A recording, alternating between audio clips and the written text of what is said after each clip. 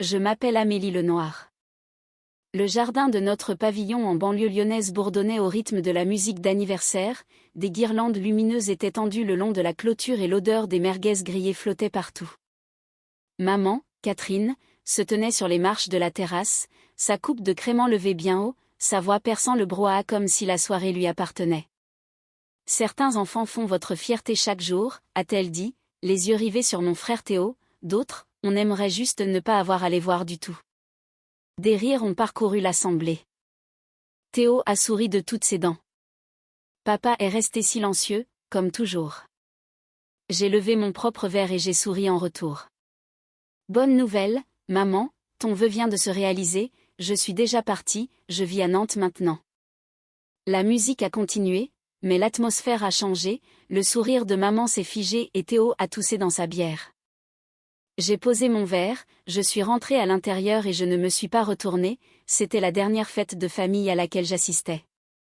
Si un parent vous a déjà dit quelque chose de plus blessant qu'il ne le pensait, ou peut-être exactement ce qu'il pensait, racontez-le en commentaire et abonnez-vous pour ne pas rater la suite. J'ai grandi dans une maison en crépi à la périphérie de Lyon, le genre avec une allée fissurée par trop d'hivers rigoureux et un garage qui sentait l'huile de moteur et les vieux gants de gardien de but. Maman gérait la maison comme un tableau d'affichage sportif où chaque point allait à Théo. C'était l'attaquant vedette de l'équipe de foot du lycée, celui qui avait les nouveaux crampons avant même le début de la saison, celui dont les matchs remplissaient le calendrier sur le frigo.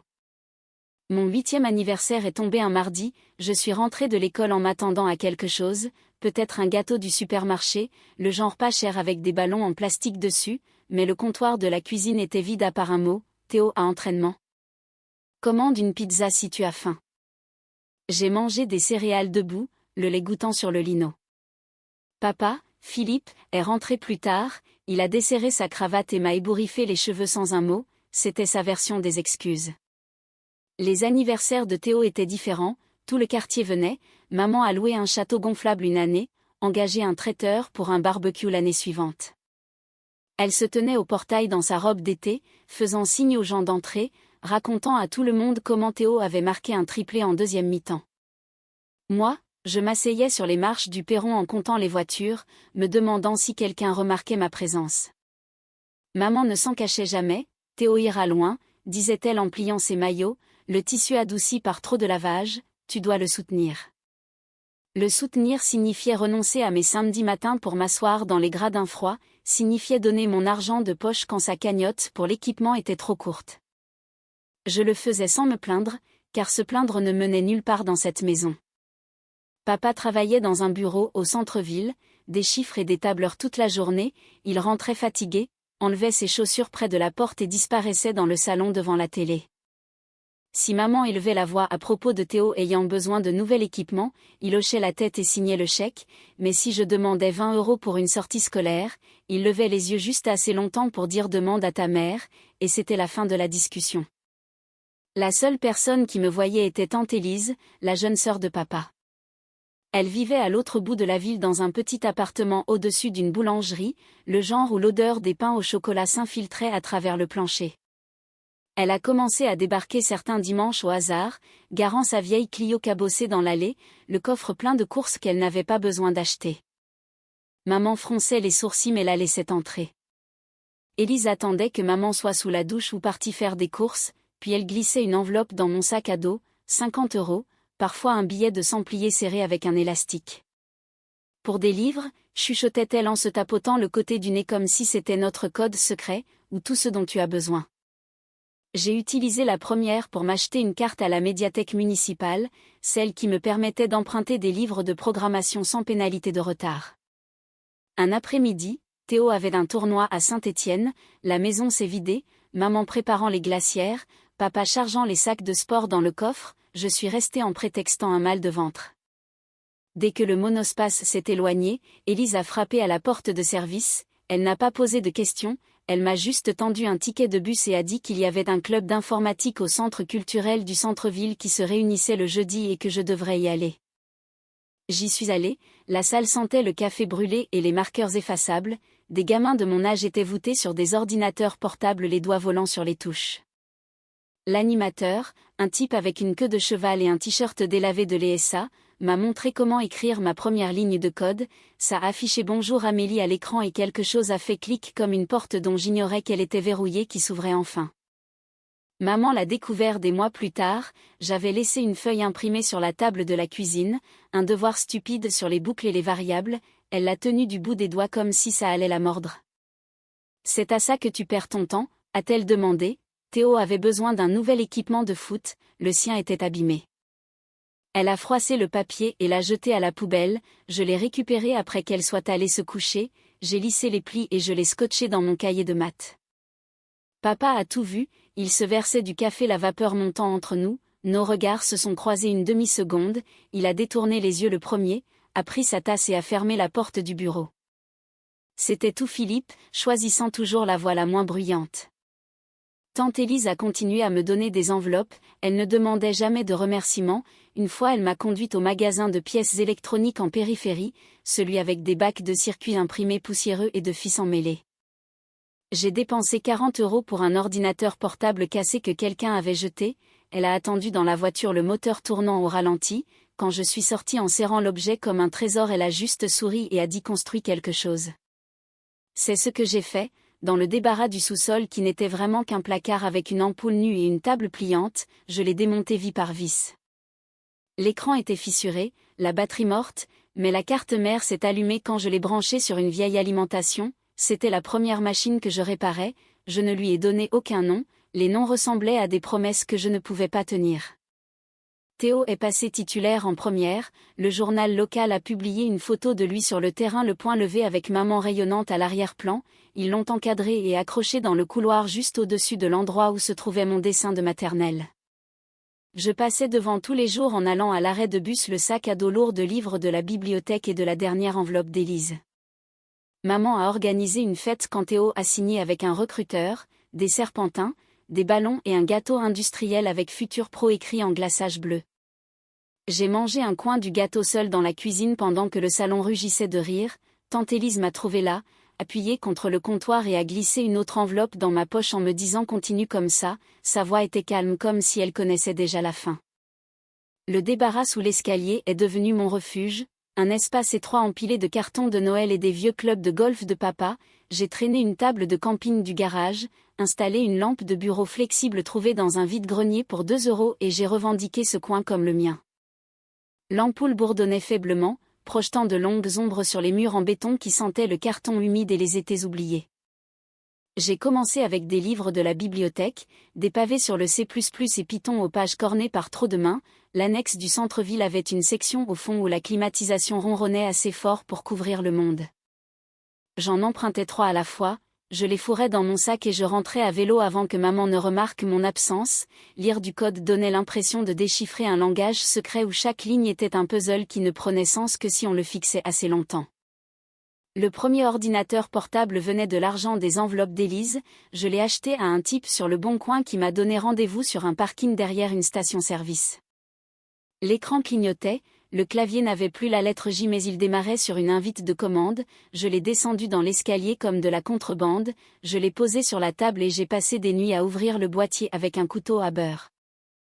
La poussière recouvrait mes doigts pendant que je nettoyais le ventilateur, remplaçant une batterie gonflée par une récupérée sur une télécommande morte. Quand il a enfin vrombi sans planter, je me suis adossée et j'ai fixé le curseur clignotant. Le cœur battant plus fort que n'importe quel match de foot à l'étage. Maman a découvert mon installation un samedi matin, elle était descendue chercher des décorations de Noël, a allumé la lumière et s'est figée dans l'embrasure de la porte. C'est quoi tout ce bazar, a-t-elle aboyé en donnant un coup de pied dans un câble d'alimentation qui traînait. Des rallonges serpentaient partout connectées à une multiprise que j'avais branchée sur la prise du sèche-linge, elle a ramassé un circuit imprimé que j'avais récupéré d'une vieille imprimante. C'est quoi ces cochonneries? Théo a besoin du sous-sol pour son banc de musculation. Je n'ai pas discuté, j'ai tout débranché, enroulé les câbles et attendu qu'elle remonte bruyamment, puis j'ai déplacé la table plus profondément dans le coin derrière une pile de pots de peinture où la lumière atteignait à peine. Le lendemain, j'ai couru au magasin de bricolage pendant la pause déjeuner, j'ai utilisé l'argent de ma cantine pour acheter un câble Ethernet plus long. J'ai percé un minuscule trou à travers la solive du plancher et j'ai fait passer le câble jusqu'au routeur du salon quand personne n'était à la maison.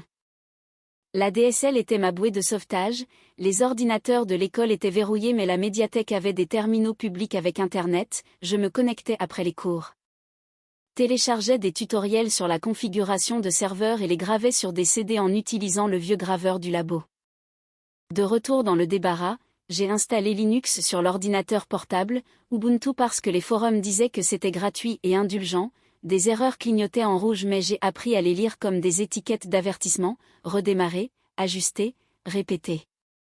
Pendant les vacances d'hiver, Théo était parti en stage de foot à Clairefontaine, la maison est restée calme pendant une semaine et j'en ai profité pour récupérer plus de pièces. Un voisin a jeté une vieille tour d'ordinateur aux encombrants, je l'ai ramenée à la maison sous le couvert de l'obscurité, les roulettes grinçant sur le trottoir, à l'intérieur il y avait 2 disques durs. Une carte mère poussiéreuse et une alimentation qui faisait des étincelles quand je l'ai testée. J'ai démonté ce qui fonctionnait, soudé des fils avec un fer emprunté au cours de techno et construit une deuxième machine, elle chauffait et les ventilateurs gémissaient comme des cigales mais elle restait en ligne. J'ai connecté les 2 ordinateurs avec un câble croisé, mis en place un réseau local, les livres de la bibliothèque appelaient ça un cluster, rien de sophistiqué juste assez pour faire tourner des simulations que j'avais codées pour m'amuser.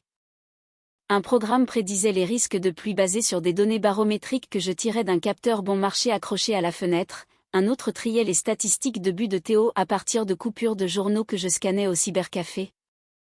Inutile pour n'importe qui d'autre mais ça prouvait que l'installation fonctionnait. Maman m'a surprise à nouveau pendant le ménage de printemps, elle a ouvert la porte à la volée les bras pleins de sacs poubelles, « Tu es en train de transformer ma maison en décharge » a-t-elle dit en lorgnant la tour et les fils emmêlés. Elle a attrapé une boîte de disquettes et l'a secouée, « C'est pour ça que tu ne feras jamais rien de ta vie, Théo est dehors en train de s'entraîner avec des pros et toi tu joues avec des ordures. » J'ai attendu qu'elle parte puis j'ai tout reconstruit exactement comme c'était, le mot cochonnerie résonnait mais je l'ai refoulé. Cette nuit-là j'ai commandé un 3e disque dur en ligne, utilisé la dernière enveloppe d'Élise et configuré un RAID pour la redondance, les machines se parlaient entre elles partageant maintenant la charge et sauvegardant les données. J'ai nommé le réseau rien, les étiquettes invitaient aux questions. En classe de seconde le débarras avait une routine, je me glissais en bas après le dîner, le casque sur les oreilles pour bloquer la télé de l'étage et je codais jusqu'à ce que l'ampoule grésille.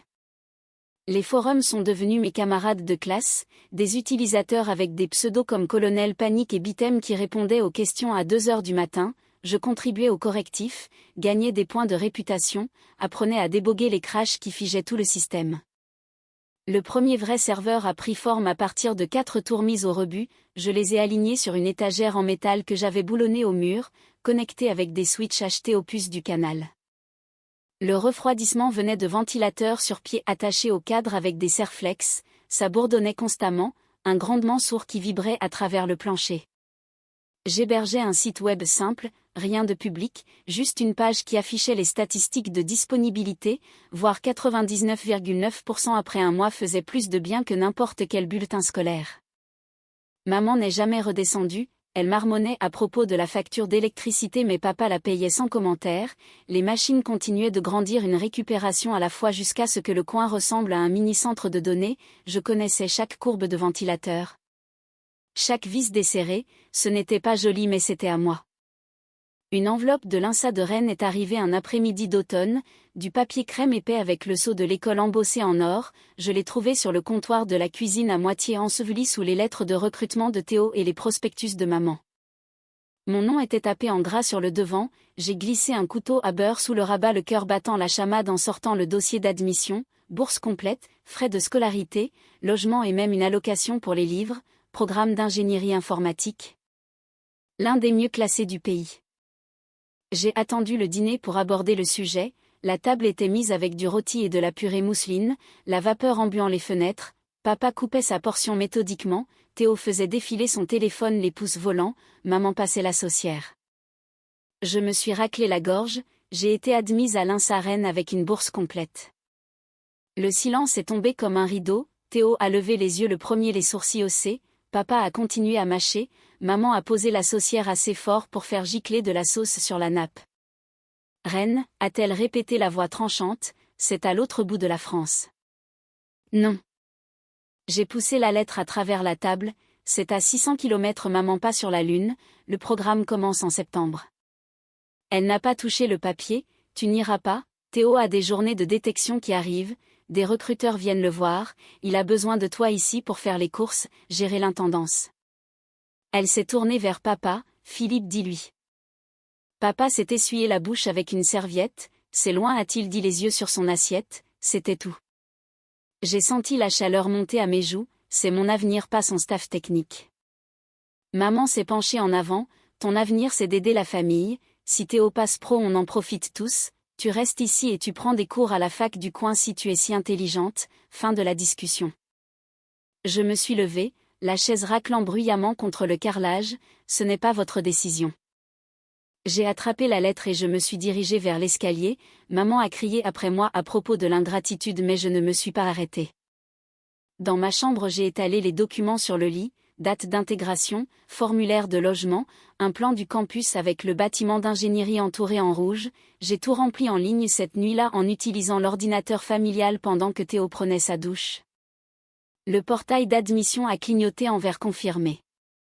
Les semaines suivantes sont devenues tendues, maman ignorait les cartons emballés que je commençais à empiler dans le couloir, elle programmait les rendez-vous de kiné de Théo pendant mes heures de travail au supermarché me forçant à échanger avec des collègues.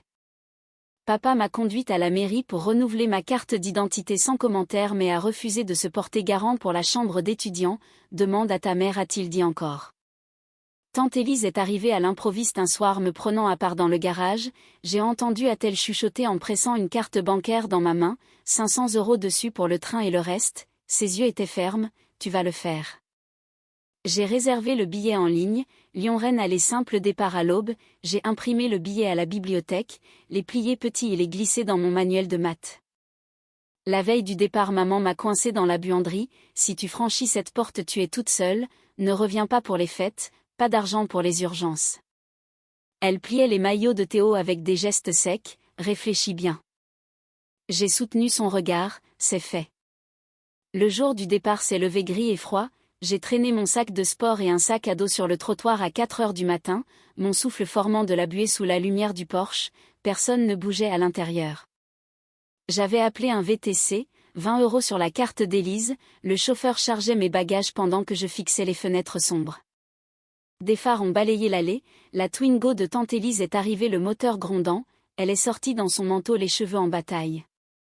Je ne pouvais pas te laisser partir seule a-t-elle dit en me serrant fort, nous avons roulé jusqu'à la gare de la Pardieu en silence la radio jouant doucement du classique. Elle s'est garée au dépose minute, a ouvert le coffre, envoie un texto quand tu arrives. L'embarquement s'est bien passé, j'ai fait un signe de la main à travers la vitre, Élise est restée de l'autre côté jusqu'à ce que je disparaisse sur le quai. Le TGV a glissé hors de la gare alors que le soleil se levait rose sur les voies, j'ai appuyé mon front contre la vitre regardant Lyon rétrécir. Maman a envoyé un texto pendant le trajet, Théo a un dîner avec un agent ce soir n'oublie pas d'appeler, je l'ai effacé. Le train filait vers l'ouest, j'ai sorti le plan du campus, tracé la route de la gare à ma résidence universitaire, 600 km, un nouveau code postal, ma propre clé. Le dernier message de tante Élise a vibré alors que nous arrivions, fière de toi gamine construis quelque chose de grand. Je l'ai enregistré, éteint le téléphone et suis descendu sur le quai, Rennes sentait la pluie et les possibles. Le trajet en bus jusqu'au campus a pris 40 minutes, j'ai pris possession de ma chambre, carte magnétique en main, chambre 312 vide à part 2 lits et un bureau près de la fenêtre. J'ai déballé l'ordinateur portable en premier, celui que j'avais reconstruit une douzaine de fois, je l'ai branché et j'ai regardé l'écran de démarrage familier s'illuminer, plus besoin de se cacher dans des débarras, c'était à moi. L'intégration a commencé le lendemain matin, j'ai traversé le campus dans mes nouvelles baskets et mon sweat à capuche de l'école zippée contre la fraîcheur bretonne. Personne ne connaissait mon nom de famille ici, personne ne s'attendait à ce que je porte des bouteilles d'eau pour les entraînements, juste des cours de code et une ardoise vierge. Rennes est arrivé sans neige cet hiver-là, juste un ciel gris et une humidité qui s'infiltrait à travers mon sweat pendant les amphis du matin. La bourse couvrait les frais de scolarité mais laissait peu pour la nourriture après le loyer, j'ai pris des services dans une brasserie hors campus, plats gras, café à volonté, pour boire en petite monnaie. Le patron me mettait des doubles services le week-end, les assiettes s'entrechoquant de l'ouverture à la fermeture. Les nuits appartenaient à l'entrepôt dans la zone industrielle, je remplissais des rayons pour un distributeur de matériel médical, scannant des codes-barres sous des néons qui bourdonnaient comme des abeilles en colère. La paye était meilleure, du liquide au noir pour les heures sup, je pointais à 22 heures, chargeais des cartons de seringues et de bandages jusqu'à ce que les klaxons des chariots élévateurs s'estompent vers l'aube. Le sommeil venait par bribes entre les cours, la tête piquant du nez sur les manuels dans les box de la bibliothèque. Un jeudi soir le service a tiré en longueur, une commande urgente de respirateurs pour les hôpitaux qui se préparaient à la saison de la grippe, le chef d'équipe aboyait pour qu'on empile plus vite. Je manœuvrais le transpalette électrique dans des allées étroites empilées haut de caisse, mes yeux brûlaient de fatigue mais l'horloge affichait le tarif de nuit majoré. J'ai reculé trop vite dans un virage, la roue accrochant une sangle lâche, le transpalette a fait basculer une tour de carton qui s'est déportée vers moi. J'ai sauté pour l'éviter mais mon pied a glissé sur des particules de calage renversées, la palette s'est écrasée, le bord en métal percutant ma cheville. La douleur a remonté ma jambe comme du feu, j'ai heurté le béton le souffle coupé, les alarmes hurlant à cause du capteur d'impact. Des ouvriers ont crié, quelqu'un a coupé le courant. Lucas est apparu le premier, un grand type de mon cours d'algorithmique qui faisait le même quart, il avait tout vu depuis le quai de chargement. Ne bouge pas, a-t-il ordonné en s'agenouillant près de moi, il a arraché sa ceinture, l'a enroulée serrée au-dessus du gonflement, surélève-la. Il a calé ma jambe sur un carton aplati, a appelé le SAMU sur son vieux téléphone à clapet. Le chef d'entrepôt tournait autour marmonnant à propos des rapports d'incident, les pompiers sont arrivés en quelques minutes. Ils ont mis une attelle à ma cheville, m'ont chargé sur une civière, Lucas est monté dans l'ambulance en tenant mon sac à dos.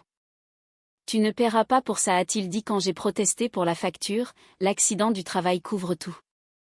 Aux urgences, les radios ont montré une fracture nette, pas de chirurgie, juste une botte et des béquilles, le médecin a prescrit un repos que je ne pouvais pas me permettre. Lucas m'a ramené à la résidence universitaire dans sa vieille 206, les feux de détresse clignotant. Tu as besoin d'aide pour les cours, a-t-il déclaré, pas de discussion. Il a commencé à venir après ses gardes, son ordinateur portable en équilibre sur les genoux, partageant des bouts de code des cours magistraux, nous déboguions les devoirs ensemble, troquant des boissons énergisantes contre de la concentration. L'entrepôt m'a viré la semaine suivante, politique interne après les blessures, la brasserie a réduit mes heures aussi prétextant la saison creuse. Le loyer menaçait, j'ai clopiné jusqu'au bureau des aides sociales, supplié pour des fonds d'urgence, ils m'ont proposé un prêt avec intérêt. Tante Élise a viré 300 € de ses économies sans poser de questions, ça a payé les courses et le bus. Lucas a proposé l'idée autour d'une pizza tardive dans le foyer de la résidence, on se noie tous les deux dans les données de fourniture médicale de cet entrepôt, a-t-il dit en essuyant de la sauce sur son menton, les hôpitaux perdent la trace des stocks pendant les pics d'activité. Et si on créait un logiciel pour prédire les pénuries ? Il a esquissé des organigrammes sur des serviettes, des modèles d'apprentissage automatique entraînés sur les registres d'expédition. Je fixais les diagrammes, ma cheville lançait dans la botte mais les chiffres s'assemblaient, nous avions accès aux jeux de données publiques de l'ARS plus des dossiers anonymisés que j'avais copiés avant de me faire virer. Damien, un étudiant en dernière année de bioinformatique, nous a rejoints après nous avoir entendus dans la salle informatique, il a apporté son expertise en réseau de neurones, une intensité calme qui équilibrait l'énergie de Lucas. Nous avons codé dans le sous-sol du bâtiment d'ingénierie, des humains fluorescents que nous avions récupérés des surplus. Le prototype tournait sur mon vieil ordinateur portable maintenant couplé avec le PC de bureau de Lucas et la machine de gamer de Damien. Il récupérait les historiques de commandes, signalait les stocks faibles sur les articles critiques comme les masques et les gants, la précision atteignait 85% sur les données de test. Les démos aux investisseurs ont commencé petits, des pitchs aux professeurs puis aux startups de santé locale, nous avons créé la société Biopredict AI, déposé un brevet sur l'algorithme. Un financement d'amorçage est venu d'un business angel qui avait perdu un cousin à cause de retard d'approvisionnement pendant une épidémie, le chèque dépassait les 6 chiffres. Nous avons loué un bureau exigu au-dessus d'un magasin de vapotage, des tableaux blancs couvrant chaque mur. Lucas gérait les opérations, Damien affinait les modèles, je dirigeais le développement. Les béquilles ont laissé place à une botte de marche puis à des baskets, la fracture a guéri de travers mais solide. Nous avons lancé la version bêta avec 3 hôpitaux partenaires, des tableaux de bord alertant les équipes d'approvisionnement en temps réel, les revenus rentraient doucement grâce aux abonnements. Maman a appelé une fois en PCV depuis Lyon, Théo a signé un contrat en Ligue 2, elle a annoncé d'une petite voix, « Tu devrais le féliciter », j'ai laissé sonner jusqu'à la messagerie. Tante Élise a envoyé un texto de félicitations pour le lancement, a ajouté un emoji café. La plateforme a grandi vite, nous avons embauché 2 stagiaires, migré les serveurs vers le cloud. Bioprodict AI est devenu l'épine dorsale des réseaux de santé régionaux prédisant les pics avant qu'ils ne fassent les gros titres, mon nom est apparu sur la table de capitalisation, des parts qui prenaient de la valeur avec chaque contrat. Lucas m'a tapé dans la main après le premier gros renouvellement, du sol de l'entrepôt à sa hâtillerie en désignant le chaos du bureau, Damien a juste hoché la tête tapant déjà la prochaine mise à jour. L'accident s'est estompé en une cicatrice sous ma chaussette, un rappel que tomber indique parfois le chemin vers le haut. Un email de Les Échos a atterri dans ma boîte de réception un mardi matin, objet hurlant 31h30, vous êtes sur la liste. J'ai cliqué depuis mon bureau, le café refroidissant à côté du clavier, l'article profilait Bioprodict AI comme l'outil sauvant des millions aux hôpitaux en stock gaspillé. Ma photo prise à une conférence, blazer sur jean, trônait à côté de Lucas et Damien, le journaliste nous appelait le trio transformant les données en vie sauvée. La reconnaissance a explosé, les notifications LinkedIn tintaient sans arrêt, les investisseurs glissaient dans les MP, les invitations aux conférences s'empilaient. Nous avons volé jusqu'à Paris pour le gala, loué des smokings et une robe de soirée. Sur scène, l'animateur a lu notre bio pendant que les projecteurs balayaient la foule, j'ai serré le trophée en verre, remercié l'équipe et fait court. Les flashs crépitaient, quelqu'un a crié à propos de rumeurs de rachat. De retour à Rennes, la plateforme gérait de vraies crises, quand une tempête a coupé les réseaux électriques en Bretagne, notre système a redirigé les livraisons de médicaments depuis les entrepôts non touchés, évitant les pénuries en réanimation. Les directeurs d'hôpitaux envoyaient des emails de remerciements avec des histoires de patients, des grands-mères recevant leur chimio à temps, des enfants recevant leur insuline sans délai. Le chiffre d'affaires a atteint 7 chiffres grâce aux licences d'entreprise. Un géant de la pharma nous a approchés 6 mois plus tard, leur vice-président a atterri en jet privé pour visiter nos bureaux, a fait des calculs sur un tableau blanc. L'offre est arrivée autour d'un steak dans un restaurant panoramique, un rachat à 8 chiffres, des stock options, des bonus de rétention. Lucas a négocié dur pour les parts des employés, Damien a calculé les modèles de valorisation jusqu'à 3 heures du matin. J'ai signé le protocole d'accord à l'aube d'une main ferme, l'affaire a été conclue dans une salle de conférence du centre-ville, des avocats remuant des papiers plus épais que des manuels scolaires. Les virements sont arrivés sur nos comptes la même semaine, j'ai remboursé des prêts étudiants qui n'existaient pas, viré à tante Élise AC pour une voiture neuve, elle a répondu avec une photo du concessionnaire légendé, plus de fuite sur la Twingo. J'ai cherché une maison le week-end, passant devant les lotissements uniformes jusqu'à ce que le golfe du Morbihan apparaisse, l'eau bleue scintillant sous les pins. L'agent immobilier m'a montré une villa moderne dans une anse calme, baie vitrée du sol au plafond, ponton s'avançant dans la mer, cuisine assez grande pour un restaurant. J'ai marché dans le grand salon vide, mes talons résonnant sur le parquet, et j'ai imaginé des rassemblements sans tableau d'affichage. La vente a pris 30 jours, j'ai emménagé avec des cartons étiquetés au marqueur, l'ordinateur portable qui avait tout commencé sur le comptoir. La salle à manger a reçu une table sur mesure en chêne massif de 3 mètres de long, des sièges pour 10, pas de chaises hautes, pas de places assignées, j'ai poncé la surface moi-même un week-end, l'odeur de vernis piquante dans l'air libre. Lucas a aidé à porter les bancs, la sueur coulant pendant que nous mettions les pieds à niveau, c'est ça la mise à jour, a-t-il dit en tapant sur le bois. Damien est arrivé plus tard avec de la bière pour la crémaillère, a installé un hub intelligent qui contrôlait les lumières et la musique depuis une appli. Nous avons baptisé la table avec des plats à emporter, la sauce barbecue tachant le grain, les rires rebondissant sur les plafonds voûtés. L'équipe d'acquisition nous a gardés comme consultants, je volais vers des conseils d'administration à Paris, présentais des prévisions trimestrielles, regardais la plateforme s'intégrer dans les réseaux nationaux. Les communiqués de presse annonçaient Bioprodict propulsant 80% des hôpitaux de l'Ouest. Mes parts étaient acquises par tranches, assez pour financer des projets parallèles sans supplier les capitaux risqueurs. Les voisins passaient pour des fêtes au bord de l'eau, Raphaël le papa célibataire d'à côté amenait sa fille et une glacière de soda, nous faisions griller des steaks sur le quai, les enfants sautant dans l'eau d'été. Le professeur Kahn, mon ancien prof d'algo, est descendu pour un week-end de retraite, s'est émerveillé de la vue depuis la terrasse. Vous avez construit plus que du code, a-t-il dit en trinquant. J'hébergeais des bootcamps de code dans la salle multimédia du sous-sol, projecteur diffusant des tutoriels sur le mur, des ados du coin apprenaient Python autour d'une pizza les yeux écarquillés devant la baie de serveur qui ronronnait dans le coin. Un gamin a corrigé un bug dans notre dépôt open source, sa pull request a été fusionnée en direct, j'ai encadré le message de validation au-dessus de la cheminée. La table a vu son premier Noël sans drame familial, Lucas a découpé la dinde, Damien a mixé des cocktails avec trop de citron vert, la fille de Raphaël a mis le couvert, les serviettes pliées en cygne. Nous avons mangé jusqu'à être repus, la vaisselle empilée dans l'évier, la mer clapotant dehors contre les vitres, personne n'a vérifié les scores ou les rapports de détection. Les avantages du rachat incluaient une voiture de fonction, j'ai choisi un SUV hybride, les garer dans le garage 3 places.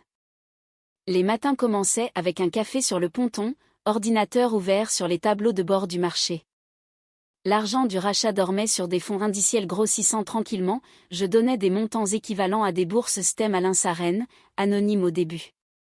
Les Échos ont fait un article de suivi, que sont-ils devenus? Le photographe m'a prise à la table, la lumière du soleil traversant le verre. L'article me citait, le succès n'est pas un trophée, c'est de l'espace pour les gens qui vous choisissent. Les actions ont grimpé en flèche, ma valeur nette a franchi des virgules que je n'aurais jamais imaginées.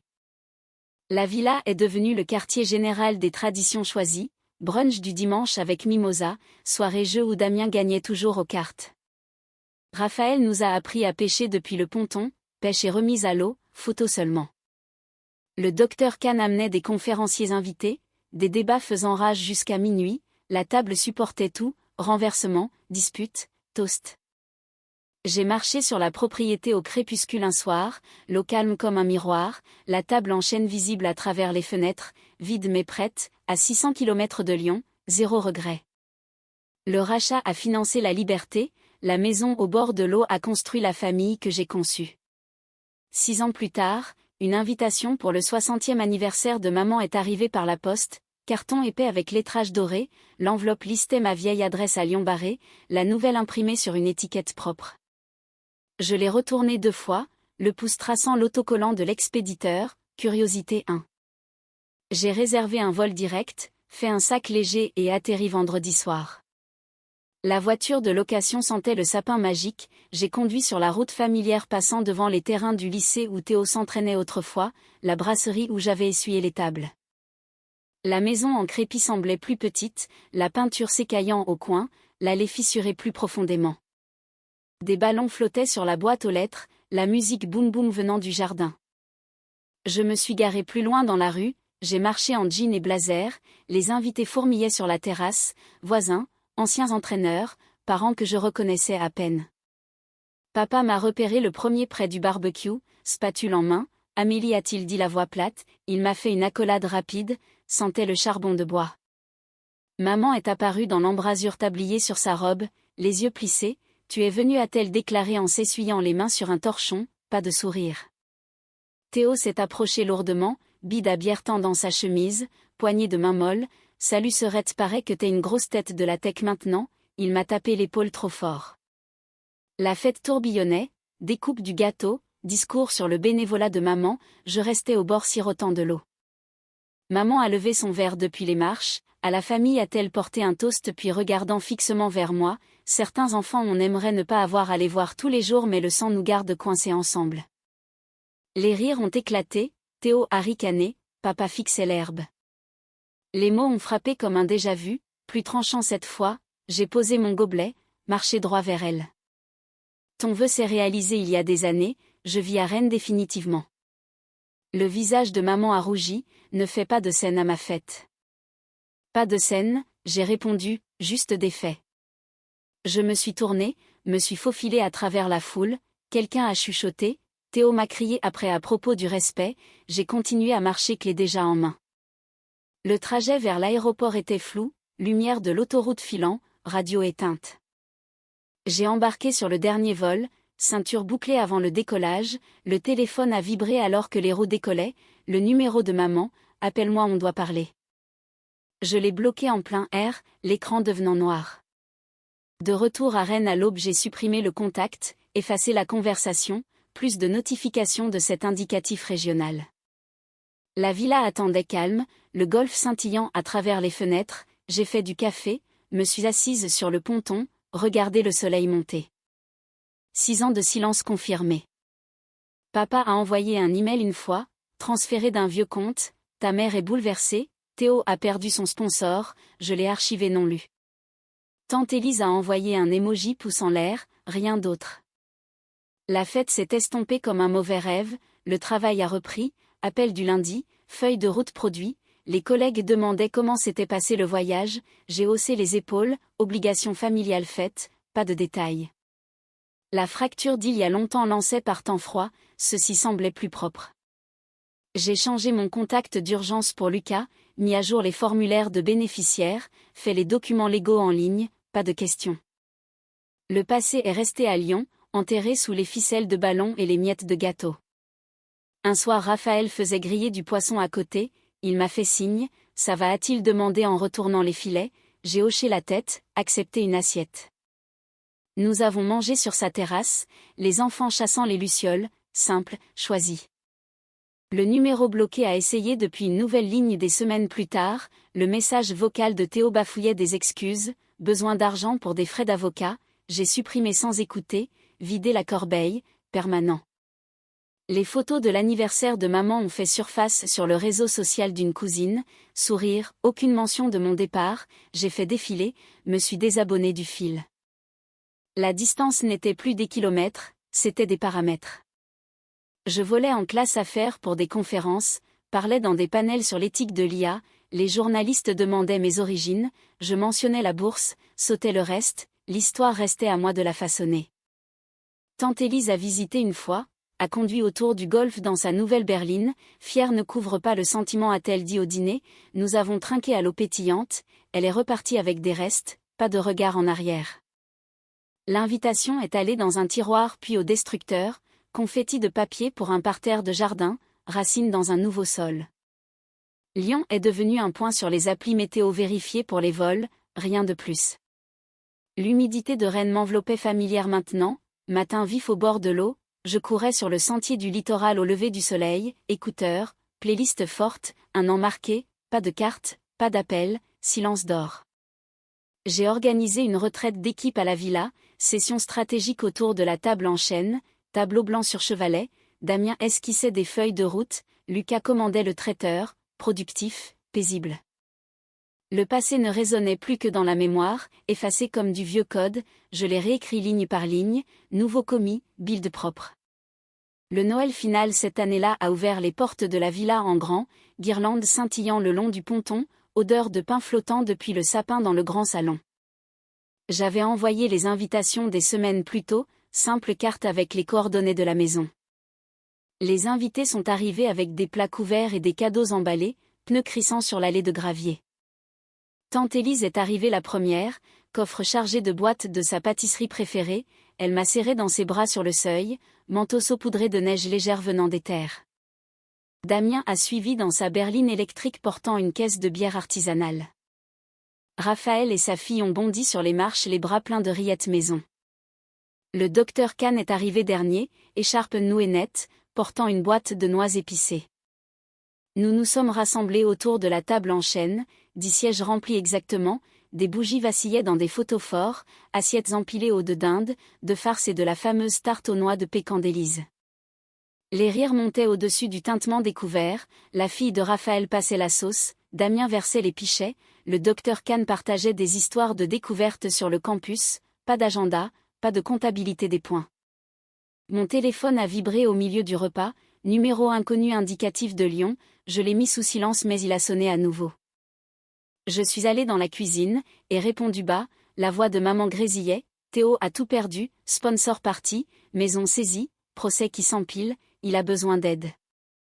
J'ai jeté un coup d'œil à la table, Élise coupant la tarte, Damien prenant des photos, Raphaël apprenant un tour de cartes à la petite, dis-lui d'appeler un avocat, j'ai dit, c'est la famille a insisté maman, tu as de l'argent maintenant. Cette table n'a pas de place pour quiconque m'a poussé dehors, j'ai raccroché, bloqué le numéro, éteint le téléphone, suis retourné à ma place. Damien a haussé un sourcil, j'ai secoué la tête une fois, la conversation a repris son cours. Le dessert a laissé place aux annonces, je me suis levé verre en main. Encore une chose, j'ai expliqué la fondation Amélie Lenoir, fonds d'amorçage venant des résidus du rachat, concentré sur des bourses complètes pour des étudiants STEM à faible revenu confrontés à une résistance familiale. Candidatures ouvertes en janvier, mentorat intégré. Le docteur Kahn a proposé de présider le conseil, Élise a essuyé une larme, a hoché la tête fermement, nous avons porté un toast au fond, vers Tintin. La fille de Raphaël a demandé si elle pourrait postuler un jour, absolument j'ai répondu. La table a explosé en plans, levée de fonds, camp de code, réseau d'anciens, l'énergie bourdonnait comme au jour de la start-up. Plus tard nous nous sommes emmitouflés pour le feu d'artifice sur le ponton, petit spectacle que j'avais engagé, éclats se reflétant sur l'eau, les enfants faisaient haut, les adultes prenaient des photos. Le docteur Kahn m'a prise à part, c'est ça l'héritage a-t-il dit doucement, j'ai souri, regardez les couleurs exploser au-dessus de nous.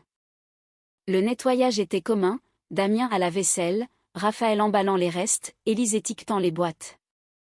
Les lumières de l'arbre brillaient doucement alors que le dernier invité partait, j'ai verrouillé la porte, suis resté seul dans le calme, table débarrassée, chaises rangées, la mer clapotant dehors.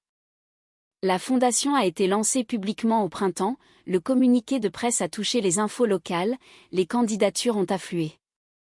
Première bénéficiaire, une fille de la Creuse, ses parents voulaient la marier à 18 ans, elle a codé sa sortie juste comme je l'avais fait, je l'ai rencontrée à l'intégration, remis le chèque personnellement. Maman a essayé une fois de plus, une lettre transférée d'une vieille adresse implorant pour les frais de désintox de Théo, j'ai marqué retour à l'envoyeur, glissé dans la boîte aux lettres, pas de réponse nécessaire. Tante Élise a déménagé plus près, a acheté un appartement à 10 minutes, les dîners du dimanche sont devenus une routine, ses recettes mon barbecue, Damien et Raphaël se joignaient souvent, les enfants grandissant vite. Le docteur Kahn a pris sa retraite, consultait pour le plaisir pro bono. La table a accueilli des étapes importantes, remise de bourse, anniversaire, mardi calme avec plat à emporter, les sièges tournaient mais le noyau restait, pas de place vide pour la culpabilité. Des années plus tard la fondation en a financé des douzaines, les diplômés envoyaient des mises à jour, brevets déposés, entreprises lancées, j'ai encadré leurs emails au-dessus de la cheminée à côté du trophée Les Échos. Un soir de Noël calme, je me suis assise seule à la table, café fumant, téléphone silencieux, l'eau gelée sur les bords. La famille n'était pas le sang, c'étaient les gens qui venaient, restaient, choisissaient en retour. J'avais construit ça complet, coupé des vieilles racines, profond dans les nouvelles. La leçon s'est cristallisée, la vraie famille c'est la table que vous dressez, les portes que vous ouvrez, les mains que vous tenez sans obligation. Reine pour toujours, choisie.